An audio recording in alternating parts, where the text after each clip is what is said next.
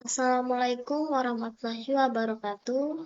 Perkenalkan, nama saya Wain Afriani dengan NIM 22650017. Di sini saya akan menjelaskan tentang mata kuliah pengantar kecerdasan buatan. Pertama-tama di sini saya menjelaskan definisi kecerdasan buatan. Kecerdasan buatan artificial intelligence AI diartikan sebagai kecerdasan yang dibuat, kecerdasan buatan, kecerdasan mesin yang mampu berpikir menimbang tindakan yang akan diambil dan mampu mengambil keputusan seperti yang dilakukan oleh manusia. Definisi kecerdasan buatan. Kaji esensi 116 kecerdasan buatan artificial intelligence merupakan kawasan penelitian, aplikasi, dan instruksi yang terkait dengan pemrograman komputer untuk melakukan sesuatu hal yang dalam pandangan manusia adalah cerdas. Rich and Smith 1991, kecerdasan buatan AI merupakan sebuah studi tentang bagaimana melakukan hal-hal yang pada saat ini dapat dilakukan lebih baik oleh manusia. Tujuan dari kecerdasan buatan, Winston Dia Regatas 1984 membuat mesin menjadi lebih pintar. Tujuan utama memahami apa itu kecerdasan. Tujuan ilmiah membuat mesin lebih bermanfaat. Tujuan entrepreneur.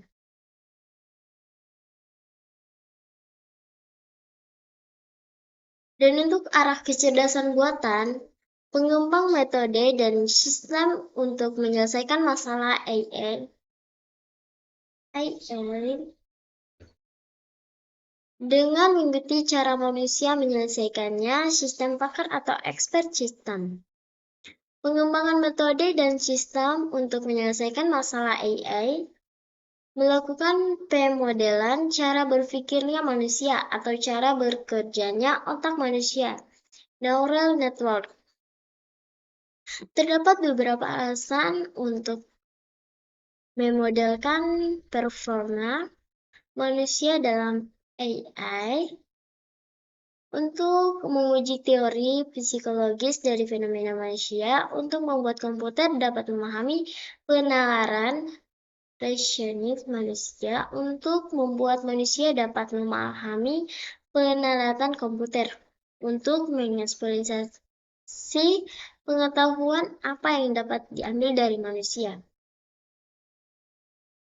Dan untuk AI terdapat dari 4 bahagian. 1. Berpikir seperti manusia. Diperlukan suatu cara untuk mengetahui bagaimana manusia berpikir.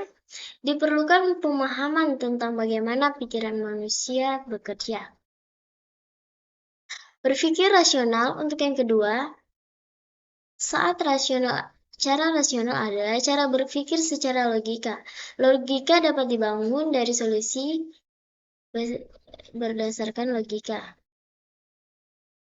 Dan untuk yang ketiga, bertindak rasional. Bertindak secara rasional artinya bertindak di dalam upaya mencapai tujuan.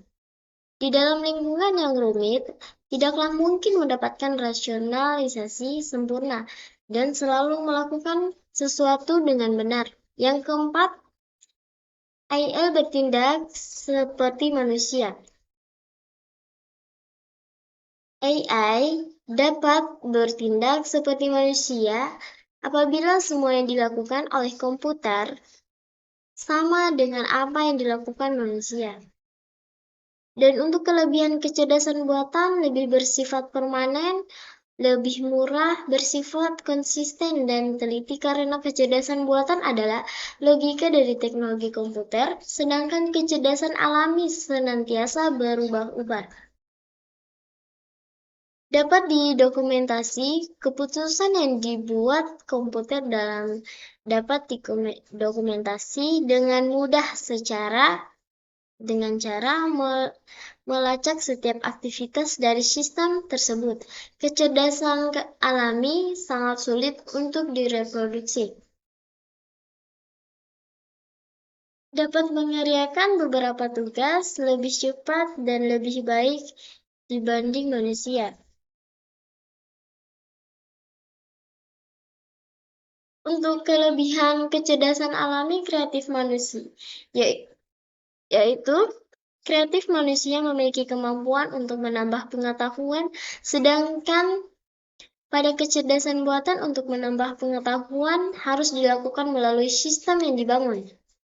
Untuk yang kedua, memungkinkan orang yang untuk menggunakan pengalaman dari pembelajaran secara langsung, sedangkan pada kecerdasan buatan harus mendapat masukan berupa input simbolik. Pemikiran manusia dapat digunakan secara luas, sedangkan kecerdasan buatan sangat terbatas.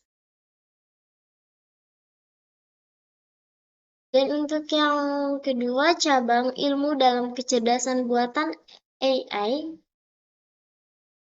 sistem pakar expand system, sistem yang dirancang untuk dapat memiliki keahlian pakar dalam menjawab pertanyaan dan memecahkan suatu masalah. Contoh sistem pakar untuk mendiagnosis penyakit mata.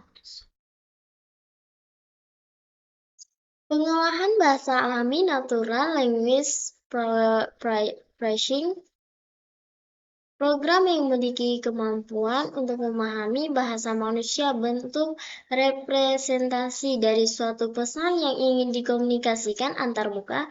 Contoh, Google Translate. Terus pengenalan ucapan, speech recognition, pembangunan teknik dan sistem yang memungkinkan komputer untuk menerima masukan berupa kata yang diucapkan, contoh alat bantu dengar. Dan robotika dan sistem sensor, robotik dan sensory system dapat digunakan untuk menggantikan kinerja manusia secara otomatis. Computer vision, bagaimana komputer dapat mengenal objek yang diamati atau diobservasi. Intelligent computer aided integration, komputer yang dapat digunakan sebagai tutor yang dapat melatih dan mengajar.